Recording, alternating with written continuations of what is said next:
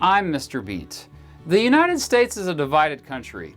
Never before has it been more divided than it is right now, except for the Civil War and the decades leading up to the Civil War, and the election of 1800, and the election of 1876, the election of 1960, the election of 2000. Okay, basically throughout all of American history we've been divided. But tensions were especially high during the Vietnam War. Sure, there were actually lots of people that supported the war when it was going on, but it was controversial. You had young, underprivileged soldiers fighting a war for less than noble causes, and thousands of them were dying, and if they weren't dying, they were coming back permanently scarred. And the government was lying about it. So, needless to say, there were protests across the country. Hundreds of thousands of people protested, especially a lot of students protesting on college campuses. Here is the story of one of those protests going horribly wrong.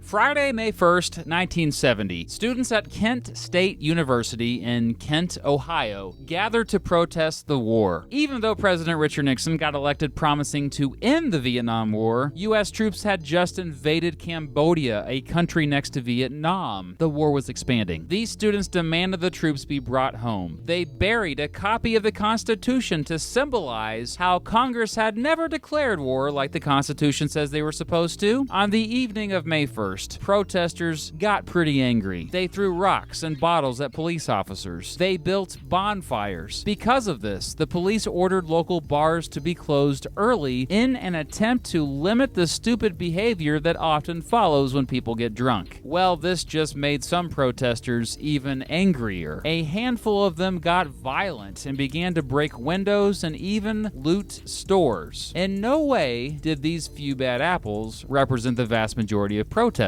but obviously police began to blame all the protesters. The next day, Leroy Satrom, Kent's mayor, declared a state of emergency. He asked the governor, James Rhodes, to send the Ohio National Guard to his city to keep order. National Guard members got to town that night. As they arrived, someone set fire to the Reserve Officer Training Corps building on campus. No one knows who started the fire, but some of the protesters cheered it. Some even sliced the hoses the firefighters were using to put the fire out. Needless to say, these Guard members were a bit on edge after this. They released tear gas to break up the protesters. By Sunday, May 3rd, about 1,000 National Guard members were on campus. While most were friendly to each other, things became more tense throughout the day. Governor Rhodes talked some trash when he said, quote, "They're the worst type of people that we harbor in America. I think that we're up against the strongest, well-trained, militant, revolutionary group that has ever assembled in America," unquote. Dude, that didn't make the protesters happy. As the protesters refused to go home, some National Guard members threatened them with bayonets. More rocks were thrown, more tear gas released. Monday, May 4th, classes resumed on campus, but the protesters returned, scheduling a rally at noon. University officials tried to prevent the gathering, but there were just too many students. Around 3,000 ended up showing up. After the protest began, National Guard members released more tear gas at the students, but it wasn't working due to the wind. Some protesters threw more rocks. In response, around 77 National Guard members moved toward the protesters with armed rifles and bayonets. Suddenly, some started firing their guns at the protesters. No one knows who fired the first shot.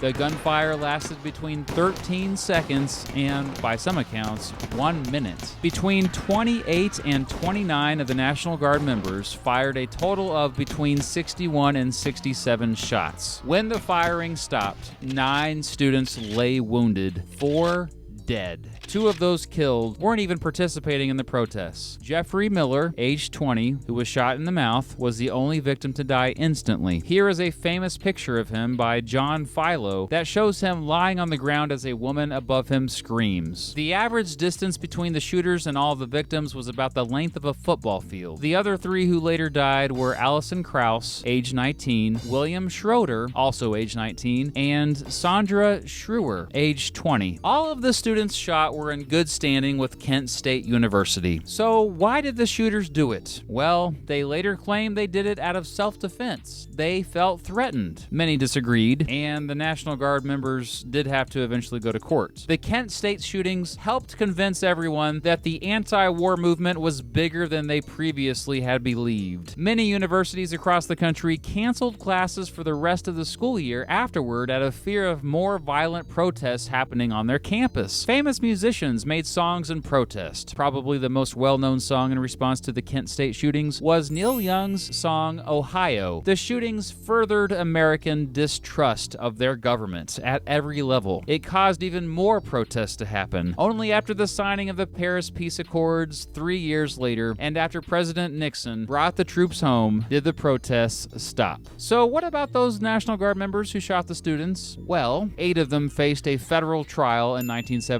However, the judge dismissed the case in the middle of the criminal trial, ruling the case against the National Guard members was too weak. Originally, due to the 11th Amendment, the parents of the victims couldn't sue Ohio's government, but the Supreme Court later said they could sue. However, even though the parents got a federal civil trial, the jury in that trial also found the National Guard members not legally responsible for the shootings. In January 1979, 9 years afterward, the Ohio National Guard gave a signed statement expressing regret, but not apologizing or admitting they messed up. As part of the settlement, Ohio gave $675,000 to the wounded students and families of the students killed. This was the end of the legal battles, but the event scarred the country as a whole. The Kent State shootings were a terrible and shocking tragedy that hopefully never happens again. It really was symbolic of how chaotic and hostile things had got at the height of the Vietnam War. People were angry, man. They were angry and divided over that war. Good thing we're not angry and divided today.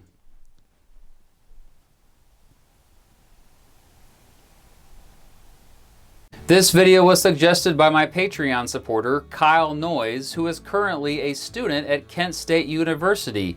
So every day he walks right by where these shootings took place. In fact, some of the photos that you saw in this video, including of the museum which remembers the victims, Kyle took. So thank you, Kyle, for taking those pictures, and thank you for the suggestion.